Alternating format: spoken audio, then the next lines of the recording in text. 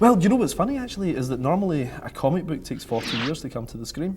And like, you know, in 1938, Superman's created, and it's 1978 before he's in the big screen. TV show usually halfway. Same thing happened with Batman, Superman, X-Men as well, you know, usually 40 years.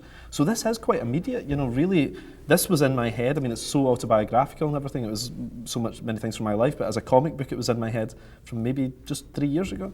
Matthew and I started talking just 2 years ago, and here we are in a cinema. And it was so bizarre, you know, Johnny's sitting drawing the comic while Matthew's actually making the movie itself. So it feels quite immediate. In movie terms, it's incredibly immediate, isn't it? It's immediate in my business, and that's the best part about it, is applying some of my past life to the visuals. My old apartments, my old neighborhoods. The neighborhood in the first scene in the comic when he attacks the graffiti kids. That's my old schoolyard, my Catholic schoolyard. That's always part of my business. But seeing it on film this quickly, he's right. There's something about it. After waiting many, many years to see if something would be turned into a film, to have it happen so quickly from the time we started it, it's kind of mind-blowing. I think that's going to be a bit of a game changer too, because normally studios procrastinate for a long time and should this work and will we remake this? But there's something so immediate about Kick-Ass as a story. I mean, he's a product of the YouTube generation, really. You know, it's all Facebook, MySpace, constant references to the world we're in right now. So I think if you made it in 5 or 10 years' time, if it sat on a studio shelf and gone through rewrites, it would never have worked. So hopefully this will inspire people to kind of not procrastinate and just get the stuff made as it comes out. Paris Hilton's comment was a little bit dated. She's no longer of any importance to anybody. She's still flat-chested. That's true. Yeah. Sorry. I guess we're not going to work with you, Paris. I'm sorry. Our preparation was don't go to the gym. That's right. Yeah. Be as ordinary and as plain and useless as possible. As spoiled and rich as possible for me. And we had one fight at the end. That was pretty fun. Yeah, we knock each other out. Looked good. It made people laugh in the movie, so that's good. I was practicing nunchucks and we had a fight. No, we have a fight, and it was jetpack, and you had the nunchuck and swang it off the jetpack, and it bounced back in. Right in the eye. Back in the eye. Right above the eye. I don't know. Yeah, is this there? Look, there's a little scar there. I kept on going back to hearing Matthew Vaughn say that he admired my storytelling and my artwork, and that he was going to use it in the filming, and that kind of hit me in the face with a pie. That was probably the nicest compliment I've ever gotten. And I thought that when I saw the opening scenes, and it has been sticking with me.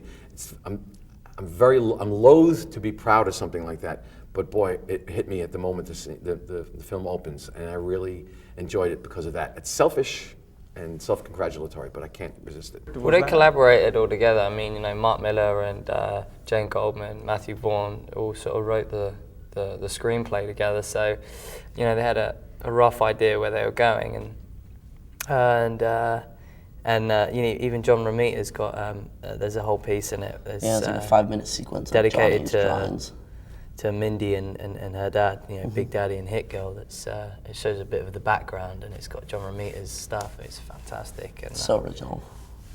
But Vaughn promised us that from the beginning, didn't he? Absolutely. And I thought he was lying. I thought it was that Hollywood nonsense, you know, where it's like, you know what, you guys are king, you know, and we were like, great, yeah, that's brilliant. But I expected him just to completely ignore it once he left the room, but he followed through. Yeah, you know, not knowing Matthew, when he first said that he was a fan of the work, right, I've heard that. And I want to use your work, right, I've heard that. And he kept to his word. And he's not a very ebullient, outgoing kind of person, and he's serious when he says what he says. He means it. Didn't know that until I found out that he was using some of my images, which is wonderful. Because it's the best job in the world. It genuinely is, isn't it? Absolutely. You know, you write your comic, nobody messes with you. In movies, there's 300 people collaborating. You're getting notes from people and so on. You know, especially in the studio system, and it's out 3 months later, and there's just nothing cooler than that, isn't it? It goes from youth straight to the. What's that? I'm a cartoonist. Matthew Clasby gave me a badge that reads Santa Monica filmmaker. Both wrong. I'm from Brooklyn, and I'm a cartoonist. It's a nice compliment. And if I happen to have something turned into a film, that's wonderful. But I'm a better cartoonist than I'm a filmmaker. I'm doing that this summer. You know, we're going to be shooting in July out in Scotland. You know, so the idea of that is a relatively low-budget superhero thing that owes more to District 9 than it does to the X-Men. You know, so we wanted to take something that was a very unusual setting for a superhero thing. You know, the way South Africa was so odd for an alien invasion story, to have something like, you know, rural and urban Scotland as the backdrop to a superhero thing, because it's almost exclusively American when you see superheroes. So I'm trying to do something a little bit different with it, and hopefully it'll work out. It's my first time directing. If it sucks, it sucks, but hopefully I've got some good ideas for it, and I'm really looking forward to starting it. Oh, Johnny and I mean, we're going to do Kick-Ass 2 for definite, you know, and Kick-Ass 3. I mean, it's always been seen as a trilogy, you know. So we're going to hopefully have the Kick-Ass 2 launching on the back of the DVD round about September. And the movie will be at least 2 years away, you know, so the whole book will be done way before the film comes out. And now Kick-Ass 3 soon too. I guess I'm really on the clock now. But I think you're probably more psyched as well. You can, it's quite exciting. No, we told somebody last night that we were going to do it well in advance of it. Now I have to. I have no choice. All right, let's wait. Let's, you know, first one, please, everyone go see it first. Let's not get ahead of ourselves.